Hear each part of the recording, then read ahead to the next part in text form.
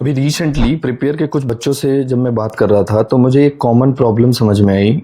जैसे बहुत सारे बच्चे ये कह रहे थे कि सर हमें नोट्स कब बनानी चाहिए। उसमें बहुत सारे बच्चे ये कह रहे थे कि इंडियन पॉलिटी और हिस्ट्री जैसे वास्ट सब्जेक्ट जहाँ पे पहली बार में ही लगता है कि ये कब कंप्लीट होगा, इतना बड़ा सिलेबस है। देन उन्होंने कहा कि हम पहली बार में रीडिंग करते करते ही कुछ नोट्स निकाल लेते हैं उससे। तो मुझे ये समझ में आ रहा है कि ऐसे बहुत सारे बच्चे हैं जो इस गलत फहमी में रहते होंगे कि इसी ट्रैप में फंस जा रहे होंगे जहाँ पे उन्हें लगता है कि पहली रीडिंग में निकाल लो फिर उसी को हम पढ़ लेंगे। बट आप यहाँ पे एक गलती ये कर रहे हो कि पहली रीडिंग में कभी भी नोट्स नहीं बनानी चाहिए।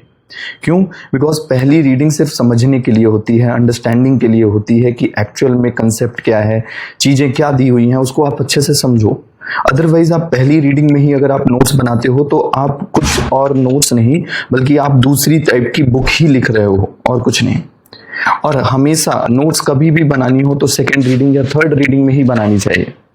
तो आगे से कोई भी बच्चा अगर इस तरह की थिंकिंग रख रहा है तो वो ये बात को ध्यान में रखे।